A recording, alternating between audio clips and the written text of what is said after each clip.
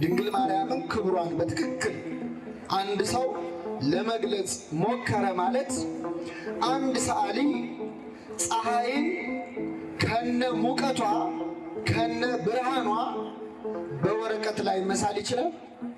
አይችልም። ስለዚህ ድንግል ማርያምን ክብሯን ለመግለጥና ለማስረዳት መሞከር ማለት ፀሐይን ከነ ብርሃኗና ከነ ሙቀቷ ለመሳል መሞከር ነው ይላል። ስለዚህ ቅዱስ ያዕቆብ ዘስሩግ ያህል ታላቅ አባት የድንግል ማርያምን ክብሯን መግለጽ የማይችል ከሆነ እኛ ደካሞቹ ኃጢአተኞቹ እንችላለን? አንችልም። ጸጋን የተሞላሽ ሆይ ደስ ይበልሽ፣ ጌታ ከአንቺ ጋር ነው፣ አንቺ ከሴቶች ተለይተሽ ምን ያልሽ ነሽ አላት? የተባረክሽ ነሽ አላት። እርሷን ባየችው ጊዜ ይላል ከንግግሩ የተነሳ በጣም ደነገጠች ይላል። ከምኑ የተነሳ? የሚገርማችሁ ምዕመናን፣ መጽሐፍ ቅዱስን የሚያነብሰው ይሄ ቃል በጣም ሊደንቀው ይገባል። መላእክትን ያዩ ሰዎች ብዙዎቹ ራሳቸውን ስተው ወድቀዋል። ለምሳሌ ይሄውንኑ መልአክ ገብርኤልን ዳንኤል አየው። ባየሁት ጊዜ መልአኩን ራሴን ስቼ ወደቀው፣ እንደ ሞተ ሰው ሆንኩ። ገብርኤልም አይዞ አትፍራ ብሎ አስነሳኝ፣ እየተንቀጠቀጥኩኝ ቆምኩ ይላል። ማርያምም ገብርኤልን ባየች ጊዜ ራሷን ስታ ወደቀች ይላል። እርሷም ባየችው ጊዜ ከንግግሩ የተነሳ በጣም ደነገጠች ነው የሚለው። ያስደነገጣት መልአኩ ነው ቃሉ ነው? ቃሉ። እመቤታችን መላእክትን አይታ ልደነግጥ አትችልም። ምክንያቱም አቅፈው ደግፈው የመገቡ ያሳደጓት እነማን ናቸው? አሁን እኛ ዛሬ ሲጨንቀን እመቤታችንን የጭንቃ አማላጇ እንላለን። ለምን ይላሉ አንዳንድ ሰዎች? ክርስቶስ ሲያደርግ ያየነው ነዋ። ክርስቶስ የጨነቀው ጊዜ እሷ እቅፍ ላይ ነበር ያሳለፈው በስደቱ ጊዜ። እኛም ሲጨንቀን ወደ እመቤታችን እንጠጋለን። ከሁሉም ምዕመናን እንደው ብዙ ሰዓት ላለመውሰድ ድንግል ማርያም በእኛ መዳን ድርሻ አላት የምንለው በዕለተ ዓርብም ክርስቶስ ሲሰቀል እዛው መስቀሉ አካባቢ ነበረች፣ ቆማ ታይ ነበር። በዚህ ነው የወላችሁ ከሰዎች ጋር መግባባት የማንችል። ክርስቶስን ብርሃን ያለ እሷንም ብርሃን ማለት አለበት። ክርስቶስን ሰላም ያለ የሰላም እናት፣ ክርስቶስን ፍቅር ያለ የፍቅር እናት፣ ክርስቶስን አምላክ ያለ የአምላክ እናት ማለት አለበት። የጌታዬ እናት አለች። ምንትኑ አነ ከመ ትምጽእ ኀቤ እሙለ እግዚእ፣ የጌታዬ እናት አንቺ ወደ እኔ ልትመጪ እኔ ማን ነኝ አለች። የአክስቴ ልጅ አይደለሽ ወይ? እኔን ያልጠየቅሽ ማንን ትጠይቂያለሽ አላች። ማን ነኝ እኔ አንቺ ወደ እኔ ልትመጪ? የሰላምታሽ ድምፅ በጆሮዬ በገባ ጊዜ እናቶች፣ ወንድሞች፣ እህቶች እንዲሁም ሕፃናት በእግዚአብሔር ሰላምታ እንደምናመሻችሁ እንደምንቆያችሁ አሜን። ምሕረት ቸርነቱን አብዝቶ እስከዚህች ሰዓት ያደረሰን በዚህ ሰዓት በቤቱ ቆይተን ታግሰን ቃሉን እንድንሰማ የሰበሰበን የአባቶቻችን አምላክ ልዑለ ባሕርይ እግዚአብሔር ስሙ የተመሰገነ ይሁን። እግዚአብሔር አምላካችን በቀሪው ሰዓት ከመካከላችን ሆኖ እንዲያስተምረን እንዲመክረን የሚረባንን የሚጠቅመንን ነገር እንዲሰጠን የእርሱ ቅዱስ ፈቃድ ይሆንልን። ከኔ ጋር በሉ፣ እነሆኝ የጌታ ባሪያ እንደ ቃልህ ይደረግልኝ። የሉቃስ ወንጌል ምዕራፍ 1 ከቁጥር 38 ላይ ተጽፎ የሚገኝን ኃይለ ቃል መነሻ አድርገን ከጌታችን ልደት ዋዜማ ከብስራተ ገብርኤል እመቤታችን የገብርኤልን ብስራት ከሰማችበት በዓል ማግስት ላይ ነው ያለነውና ስለ እናታችን ስለ እመቤታችን ስለ ቅድስት ድንግል ማርያም እና ስለ ክርስቶስ ልደት አያይዘን እንማራለን። እግዚአብሔር አምላካችን በቸርነቱ በምሕረቱ እንዲያስተምረን እንዲመክረን ቅዱስ ፈቃዱ ይሁንልን። በቤተ ክርስቲያናችን ቅዱስ ያዕቆብ ዘስሩግ የተባለ ታላቅ ሶርያዊ አባት አለ። ቅዱስ ያዕቆብ ዘስሩግ ስለ እመቤታችን የደረሰው አንድ ድርሳን አለ። በእንተ ወላዲተ አምላክ የሚል በአማርኛው በግዕዙ ብዙም አናገኘውም፣ ግን በእንግሊዝኛው ኦን ዘ ማዘር ኦፍ ጋድ የሚል መጽሐፍ ማለት ነው። በዚህ መጽሐፍ ላይ የድንግል ማርያምን ክብሯን ለመግለጽ መሞከር ማለት ይላል። ድንግል ማርያምን ክብሯን በትክክል አንድ ሰው ለመግለጽ ሞከረ ማለት አንድ ሰዓሊ ፀሐይን ከነ ሙቀቷ ከነ ብርሃኗ በወረቀት ላይ መሳል ይችላል? አይችልም። ስለዚህ ድንግል ማርያምን ክብሯን ለመግለጥና ለማስረዳት መሞከር ማለት ፀሐይን ከነ ብርሃኗና ከነ ሙቀቷ ለመሳል መሞከር ነው ይላል። ስለዚህ ቅዱስ ያዕቆብ ዘስሩግን ያህል ታላቅ አባት የድንግል ማርያምን ክብሯን መግለጥ የማይችል ከሆነ እኛ ደካሞቹ ኃጢአተኞቹ እንችላለን? አንችልም። አባቶቻችን የታምረ ማርያም መቅድም ሲያነቡ ስለ እርሷ መናገር የሚቻለው እንደምን ያለ አንደበት ነው፣ አስቦትስ ሊደርስበት የሚቻለው እንደምን ያለ ሕሊና ነው። ነገር ግን ከምስጋናዋ የሚቻለንን ያህል እንነግራቸዋለን ይላሉና የሚቻለንን ያህል እንማራለን። እግዚአብሔር በቸርነቱ እንዲያስተምረን ቅዱስ ፈቃድ ይሆነልን። የመጀመሪያው ምዕመናን ሁላችንን በመስቀል ላይ ሥጋውን ቆርሶ ደሙን አፍሶ ያዳነን ማን ነው? እግዚአብሔር ነው፣ ኢየሱስ ክርስቶስ ነው። አንዳንድ ጊዜ እመቤታችንን ስናከብራት፣ ስንዘምርላት፣ ከፍ ከፍ ስናደርጋት አንዳንድ ሰዎች የሞተላችሁ የተሰቀለላችሁ መከራ የተቀበለላችሁ ክርስቶስ ሆኖ ሳለ ይህንን ያህል ቦታ ለድንግል ማርያም የምትሰጡት ለምንድን ነው የሚሉ ሰዎች አሉ። ትንሽ አልበዛም ወይ የሚሉ አሉ። እኛም ውስጥ ሆኖ ትንሽ እንደው በዝቷል ብሎ የሚያስብ ሰው አይጠፋም። የእኛ ቤተክርስቲያን ደግሞ እመቤታችንን ብኪ ድህነ ዓለም ወወልድኪ ኮነ ሰላም፣ በአንቺ ዓለም ዳነ በልጅሽም ሰላም ሆነ ትላታለች። ቤዛዊተ ዓለም እስከ ማለት ትደርሳለች። ስለዚህ የመጀመሪያ የምንማረው ምዕመናን በእኛ መዳን ውስጥ ድንግል ማርያም ያላት ድርሻ ምንድን ነው? የእርሷ መኖር ለእኛ መዳን ምን ያህል አስፈላጊ ነው? የእርሷ አለመኖርስ የእኛን መዳን ምን ያህል ይጎዳው ነበር የሚለውን እንመለከታለን። ከኔ ጋር ናችሁ ምዕመናን? ሁለተኛው አንዳንድ ሰዎች ደግሞ እመቤታችንን ያከበሩ መስሏቸው አይ ለነገሩ መከበር እኮ ይገባታል፣ ምክንያቱም ምንም ቢሆን እኮ የወለደችው አምላክን ነው ደግሞ ይላሉ። ይህም ንግግር ጥሩ ነው፣ ግን ትንሽ ችግር አለበት። አባቶቻችን ምሳሌ ሲመስሉ ምን ይላሉ? ጦጣ ከዛፍ ላይ ወጥታ ሳለ ድንገት ጅብ መጣባት ይላሉ። ያው እንደምታውቁት ጦጣና ጅብ ደግሞ በጣም ይዋደዳሉ አይደል? ይዋደዳሉ። እና ጦጣ ዛፉ ላይ ሆና ጅብ መጥቶ ነይ ውረጂ አልበላሽም እያለ ያባብላታል። ጦጢት ምን አለች? አልበላሽም ምን አመጣዋለች? ውረጂ አይበቃም? በልቡ ምን የማድረግ ሀሳብ ስላለ አዎ ድንግል ማርያም ምንም ቢሆን አምላክን ወልደዋለች የሚሉ ሰዎች ምንም ቢሆንን ምን አመጣው? ስለዚህ ሁለተኛው ምዕመናን እርግጥ ነው እመቤታችን አምላክን መውለዷ የመጨረሻ ክብር ነው፣ ጸጋ ነው። ለማንም ያልተሰጠ ለማንም ሊሰጥ የማይችል ክብር እግዚአብሔር ሰጥቷታል። ይሁንና ምዕመናን እመቤታችን ቅድስና እኮ ያገኘችው አምላክን በመውለዷ ምክንያት ቅድስት እንበላት ተብሎ አይደለም። ከኔ ጋር በሉ። ቅድስት የሆነችው አምላክን በመውለዷ ሳይሆን አምላክን ለመውለድ የበቃችው ምን ሆና ስለተገኘች ነው። ክብር ምስጋና ይድረሳት እመቤታችን። እግዚአብሔርን የማረከ ቅድስና ቅዱስ ያዕቆብ ዘስሩግ እንደ እርሷ ያለ ቅዳሴያችንም እግዚአብሔር አብ በሰማይ ሆኖ ተመለከተ፣ ተነፈሰ፣ አሻተተም፣ እንዳንቺ ያለ አላገኘም፣ የአንቺን መዓዛ ወደደ፣ የሚወደውን ልጁን ወደ አንቺ ሰደደ ይላል። እንደ እርሷ ያለ ንጽሕና እንደ እርሷ ያለ ቅድስና ያለው ሰው ቢኖር ኖሮ ሌሎች ሰዎች ክርስቶስን ይወልዱት ነበር። ሌሎች ላይ ያልተገኘ ንጽሕና ቅድስና በማን ላይ ተገኝቷል? ምንድን ነው እግዚአብሔር ያየው ሌሎች ላይ ያጣው እሷ ላይ ያገኘው ምንድን ነው? ከእሷ እንዲወለድ ያደረገው አበባ ንብን እንዲስብ እግዚአብሔርን የሳበው ቅድስና ምንድን ነው የሚለውን እንደው በሚኖረን አጭር ጊዜ በእግዚአብሔር ቸርነት እንማራለን። እግዚአብሔር እንዲያስተምረን ቅዱስ ፈቃዱ ይሁንልን።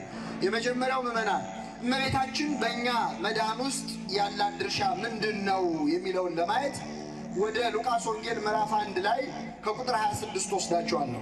ከዚያ በፊት አንድ ነገር ልንገራችሁ። የሰው ልጅ ሁሉ ከገነት የተባረረውና ከክብሩ የተዋረደው በአንዲት ሴት ምክንያት ነው። ይህች ሴት ማን ነበረች? አቤት ሔዋን። ያው ሔዋን ከእባብ ጋር ተነጋገረች፣ ጓደኛ ሳታጣ። አዳም እያለ ከእባብ ጋር ጓደኝነት ጀመረች። እባብና ሔዋን ተነጋግረው ሔዋን የእባብን ቃል እሺ በማለቷ ምክንያት የሰው ልጅ ከገነት ወጣ፣ ከክብሩ ተዋረደ ማለት ነው። በዚህ ጉዳይ ላይ ልዩነት ያለው ሰው አለ? ሁሉም እምነት ተከታዮች ሔዋን ለሰው ልጅ መውደቅ ምክንያት ናት በሚለው ያምናሉ።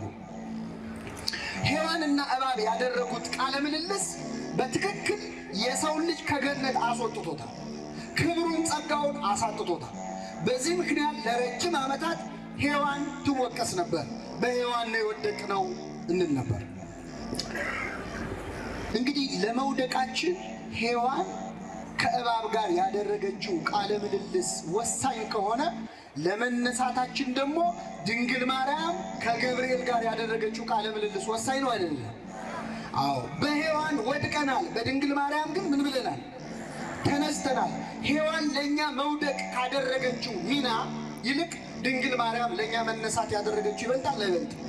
ብዙ ሰዎች በሔዋን ምክንያት ወደቅን በሚለው ይስማማሉ፣ በድንግል ማርያም ምክንያት ተነሳን የሚለውን ግን መቀበል አይችልም።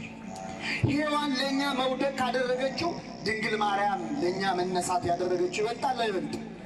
ይበልጣል። በእውነት እግዚአብሔር ልቡና ይስጣቸው።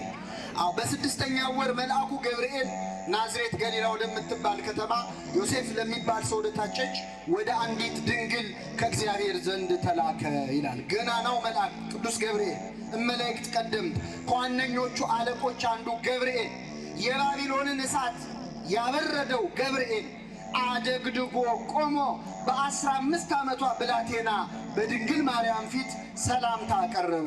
ጸጋን የተሞላሽ ሆይ ምን ይበልሽ አላት? ደስ ይበልሽ አላት።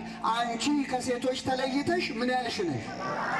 ሁሌ የምናውቀው ምስጋና ነው። እስቲ ምስጋና በደንብ ይዩት ምዕመናን። ገብርኤልን ያህል መልአክ በደንብ ልልበሉ። እንደዛ ከሆነ ጸጋን የተሞላሽ ሆይ ምን ይበልሽ አላት? ምን አይነት ሰላምታ! መላእክት እኮ ለማንም ሰው ጸጋን የተሞላ ወይ ደስ ይበል ሲሉ ሰምተናቸው አናውቅም። ደስ ይበልሽ አለ። ጸጋን የተሞላሽ ምን ማለት ነው? ጸጋን የተሞላሽ ቅዱስ ጳውሎስ ምዕመናን የጸጋ ስጦታ ልዩ ልዩ ነው፣ መንፈስ ቅዱስ ግን አንድ ነው ይላል። የየሰው ጸጋው የተለያየ ነው። ለአንዱ የመፈወስ ጸጋ ይሰጠዋል፣ ለአንዱ የመጸለይ ጸጋ ይሰጠዋል፣ ለአንዱ የማስተማር፣ ለአንዱ የመማር፣ ለአንዱ የመዘመር፣ ለአንዱ በድንግልና በምንኩስና ጸንቶ የመኖር፣ ለአንዱ ደግሞ አግብቶ ወልዶ የመኖር ጸጋ ይሰጠዋል። የየሰው ጸጋው ምን ያለ ነው? እመቤታችን ጸጋዋ ምን ይሆን? በድንግልና መጽናት ይሆን? መውለድ ይሆን? መማር ይሆን? ማስተማር ይሆን? መፈወስ ይሆን? ምንድነው ጸጋዋ እመቤታችን? ገብርኤል ይሄ ነው ጸጋሽ አላላትም። ጸጋን የተሞላሽ ሆይ ምን ይበልሽ? እግዚአብሔር ለፍጡራን ከሚሰጠው ጸጋ ለድንግል ማርያም ያስቀረባት ምንም ጸጋ የለም። ስለዚህ የጸጋው ማከማቻ ግምጃ ቤቱ ስለሆነች ጸጋን የተሞላሽ ሆይ ደስ ይበልሽ አለ። የሚገርማችሁ ምዕመናን ቅዱስ ገብርኤል በጸጋ ከእመቤታችን ያነሰ ነው። እመቤታችን ገብርኤልን በጸጋ ትበልጠዋለች። ቅዳሴያችንን ሰምታችኋል። ለሚካኤል ምሕረት ተሰጠው ይላል። ምን ተሰጠው? ወብስራት ለገብርኤል። ለገብርኤል ምን ተሰጠው? ብስራት። ለእመቤታችንስ? ወሀብተ ሰማያት ለማርያም ድንግል፣ የሰማይን ሀብት ሁሉ ለድንግል ማርያም ሰጣት ይላል ቅዳሴያችን። እመቤታችን ያልተሰጣት አንዳች የጎደለባት ጸጋ የለም። ስለዚህ ገብርኤል ጸጋን የተሞላሽ ሆይ ምን ይበልሻል? አንቺ እግዚአብሔር ከአንቺ ጋር ነው አለ። ልብ አሉ። እግዚአብሔር ከአንቺ ገና እኮ አልጸነሰችም። እግዚአብሔር ግን እግዚአብሔር ከማን ጋር ነው? እመቤታችን ክርስቶስን በማኅፀኗ ሳትጸንሰው በሕሊናዋ በልቡናዋ ጸንሳው ትኖር ስለነበር ከእሷ ተለይቷት ስለማያውቅ እግዚአብሔር ከአንቺ ጋር ነው፣ አንቺ ከሴቶች ተለይተሽ የተባረክሽ ነሽ አላት። አንዳንድ ሰዎች በተለይ ተሐድሶ ብለው ራሳቸውን የሚጠሩ መናፍቃን እመቤታችንን የጎዱ መስሏቸው የተባረክሽ ነሽ የሚለው ምስጋና እኮ ለሌላም ሴት ተነግሯል ይላሉ። ልክ ነው፣ ተነግሯል። እንደዚህ በመጽሐፈ መሳፍንት ላይ አንዲት ኢያኤል የተባለች የ16 ዓመት ልጅ አንቺ በእስራኤል ከሚኖሩ ሴቶች ሁሉ የተባረክሽ ሁኚ ብለው ዘምረውላታል፣ ቅኔ ተቀኝተውላታል። ምን አድርጋ እንደሆነ ግን ልንገራችሁ። እስራኤላውያን ከአንድ ጨካኝ ንጉሥ ጋር ይዋጉ ነበር። ተዋግተው በዚያ ጦርነት ያንን ንጉሥ ድል አደረጉት። ድል አድርገው ግን ልክ ጦርነቱን ማሸነፋቸውን ሲያውቁ ንጉሡ እግሬ አውጪኝ ብሎ ከጦር ሰፈር ጠፋባቸው። ቢፈልጉ አጡት። ስለዚህ ደስታቸው ሙሉ አይደለም። ድል አድርገዋል፣ ግን ንጉሡን አልያዙት። በኋላ አንዲት የ16 ዓመት ልጅ ኢያኤል የምትባል እዚያው ጦር ሰፈር ውስጥ አንድ ድንኳን ውስጥ ስትገባ ገልጣ ስትገባ አገር የሚፈልገውን ንጉሥ እዛው ድንኳን ውስጥ ተኝቶ አገኘችው። አይ እግዚአብሔር በእጄ ከጣለህማ አለች። እንቅልፍ ወስዶታል። ድንኳኑ የተተከለበትን ብረት ካስማውን ነቀለችና መዶሻ አምጥታ በተኛበት በጆሮ ግንዱ አስገብታ ገደለችው ይላል። አንገቱን ቆርጣ ለእስራኤል አሳየቻቸው። ደስ አላቸው። አንቺ በእስራኤል ከሚኖሩ ሴቶች ሁሉ የተባረክሽ ሁኚ አሏት ይላል። ምን ያልሽ እንጂ አሁን እቺ ሴት ከመቤታችን ጋር ትነጻጸራለች? ምን አድርጋ ነው የተባረክሽ የተባለች? በአንድ እጇ መዶሻ አይደለ? በአንድ እጇ ካስማ፣ በአንድ እጇ ክርስቶስን አቅፋ ያጠባች ያሳደገች ድንግል ማርያም ከዚህ ሴት ጋር አትነጻጸርም። በዚያ ላይ እስራኤል ምንድን ያሏት? ይችን ሴት የተባረክሽ ሁኚ ነው ያሏት። ገብርኤል ግን መጥቶ የተባረክሽ ሁኚ አይደለም ያለው። ምንድን ነው ያለው? ገብርኤል አልባረካትም፣ ቡርክቶና ነው ያገኛት፣ ተባርካ ነው ያገኛት እመቤታችንን በእውነት። ስለዚህ የእመቤታችን ምስጋና ማንም ያልሰማው ምስጋና ነው። በሌላ ቦታ ደግሞ መልካም ያደረጉ ብዙ ሴቶች አሉ፣ አንቺ ግን ከሁሉ ምን ትያለሽ ይላል መጽሐፈ ምሳሌ ላይ። ይሄ እስካላችሁ ከፍ ብላችሁ አንብቡት። አንዲት ሴትን የሚመለከት ምስጋና ነው። አንዲት ሴት ትዳሯን በደንብ አድርጋ ከያዘች ይላል ባሏም ያመሰግናታል ይላል። ማን ያመሰግናታል? እንዲህ ብሎ መልካም ያደረጉ ብዙ ሴቶች አሉ፣ አንቺ ግን ከሁሉ ማንም ይላት ባሏ። አንዲት ሚስት ደግሞ ለባሏ ከሴቶች ሁሉ ምን ትላለች? ብትበልጥም ባትበልጥም በሰላም መኖር ከፈለገ ከሴቶች ሁሉ ምን ትላለች? ትበልጣለች። እመቤታችንን ግን ልብ አድርጉ፣ ማንም እንዲህ ያለ ምስጋና አልቀረበለትም። ጸጋን የተሞላሽ ወይ ደስ ይበልሽ፣ ጌታ ከአንቺ ጋር ነው፣ አንቺ ከሴቶች ተለይተሽ ምን ያልሽ ነሽ አላት? የተባረክሽ ነሽ አላት። እርሷን ባየችው ጊዜ ይላል ከንግግሩ የተነሳ በጣም ደነገጠች ይላል። ከምኑ የተነሳ? የሚገርማችሁ ምዕመናን፣ መጽሐፍ ቅዱስን የሚያነብሰው ይሄ ቃል በጣም ሊደንቀው ይገባል። መላእክትን ያዩ ሰዎች ብዙዎቹ ራሳቸውን ስተው ወድቀዋል። ለምሳሌ ይሄውንኑ መልአክ ገብርኤልን ዳንኤል አየው። ባየሁት ጊዜ መልአኩን ራሴን ስቼ ወደቀው፣ እንደ ሞተ ሰው ሆንኩ። ገብርኤልም አይዞ አትፍራ ብሎ አስነሳኝ፣ እየተንቀጠቀጥኩኝ ቆምኩ ይላል። ማርያምም ገብርኤልን ባየች ጊዜ ራሷን ስታ ወደቀች አይደል? እርሷም ባየችው ጊዜ ከንግግሩ የተነሳ በጣም ደነገጠች ነው የሚለው። ያስደነገጣት መልአኩ ነው ቃሉ ነው? ቃሉ። እመቤታችን መላእክትን አይታ ልደነግጥ አትችልም። ምክንያቱም አቅፈው ደግፈው እየመገቡ ያሳደጓት እነማን ናቸው? አዎ ቅዱስ ያሬድ አስተርአያ መልአክ ዘይኮነ ከመ ቀዲሙ ይላል። እንደ ወትሮ ያልሆነ መልአክ ታያት ይላል። ፋኑኤል በክንፉ አልብሶ ሲመግባት ያደገች እመቤታችን ገብርኤልን አይታ ልደነግጥ አትችልም። ያስደነገጣት ቃሉ ነበር። ከቃሉ አነጋገር አይታ ደነገጠች። ይህ እንዴት ያለ ሰላምታ ነው ብላ አሰበች ይላል። ተናገረች አላልኩም። ምን አለች? አንዳንድ ሰዎች ስለ ድንግል ማርያም እኮ በመጽሐፍ ቅዱስ ብዙ አልተጻፈም፣ እናንተ ናችሁ የምትናገሩት ይላሉ። ዓይን ላለው ሰው ተጽፏል።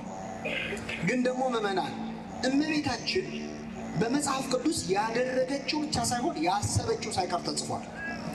3 ቦታ ቅዱስ ሉቃስ ማርያምም ይህን ነገር ሁሉ በልቧ እያሰበች ምን ትለው ነበር? ትጠብቀው ነበር 2 ጊዜ። አሁን ደግሞ ይህ እንዴት ያለ ሰላምታ ነው ብላ አሰበች ይላል። ተናገረች ሳይሆን ምን አለች? አሰበች። ሐሳቧ ድረስ ጽፏል ወንጌላውያን። እዚህ ላይ የእመቤታችንን ትሕትና እንደው ላድንቅላችሁ። አሁን እኛ ምዕመናን፣ የሻሸመኔ ምዕመናን እንደው የተባረካችሁ እኮ ናችሁ ቢለን፣ ይህ እንኳን በጋራ ስለሆነ ይከብዳል። በግል አንድ ሰው መጥቶ እንደው አንቺ እኮ የተባረክሽ ሴት ነሽ፣ እንደው አንተ እኮ ቅዱስ ሰው ነህ እኮ የተባረክ ነህ ቢለን ምን እንላለን?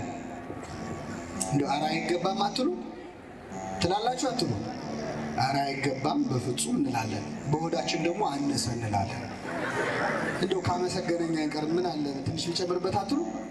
ላይላውን ምስጋና ማንፈልግን መሰለ ውስጣችን ምስጋና ይፈልጋል አይፈልግም? ይፈልጋል። ቅዱስ ዮሐንስ አፈወርቅ ትሁት የሚባለው ኃጢአተኛ ነኝ የሚል አይደለም፣ ኃጢአተኛ ነህ ሲሉት የሚታገስ ነው ይላል። አሁን እዚህ ጉባኤ መሃል አንድ ሰው ተነስቶ እኔ የረከስኩ ነኝ፣ እኔ እንደው ኃጢአተኛ ነኝ ቢል እንደው እንዴት ያለ ትሁት ነው እንላለን። እዚህ የረከስኩ ነኝ ያለው ሰውዬ ግን ከቤተ ክርስቲያን ሲወጣ ጠብቃችሁ አንተ ርኩስ ና ብትሉት አቤት ይላል። ማን ነው ርኩስ ብሎ እጁን ነው የሚሰበስበው። ትሕትናው የአፍ ነው የልብ ነው? የልቡና ትሕትና ለሁላችን ያድለን። እመቤታችን ገብርኤል ሲያመሰግናት አንድ ቃል አልተነፈሰችም። በልቧ ግን እንዲህ ያለውን የምስጋና እጅ መንሻ እንደምን እቀበለዋለሁ አለች። እንዴት አይነት ትሕትናና እውቀት ነው ያላት! በ15 ዓመቷ እንደ ሔዋን ዝም ብላ ምስጋናውን አልተቀበለች። እንዴት ያለ ሰላምታ ነው ብላ ምስጋናውን መረመረች። ገብርኤል እንዲህ አላት፣ ማርያም ሆይ አትፍሪ፣ በእግዚአብሔር ፊት ሞገስ አግኝተሻልና አላት። በማን ፊት? በእግዚአብሔር ፊት። ምዕመናን፣ አንዳንድ ሰዎች እናንተ ኦርቶዶክሶች የድንግል ማርያምን ክብሯን በጣም አብዝታችሁታል ይላሉ። ክብሯን ያበዛው ማን ነው? እኛ ልንጨምረው እንችላለን? ፀሐይ ብንሞቃትም ባንሞቃትም ሙቀቷ ይቀንሳል? ድንግል ማርያም ብናከብራትም ባናከብራትም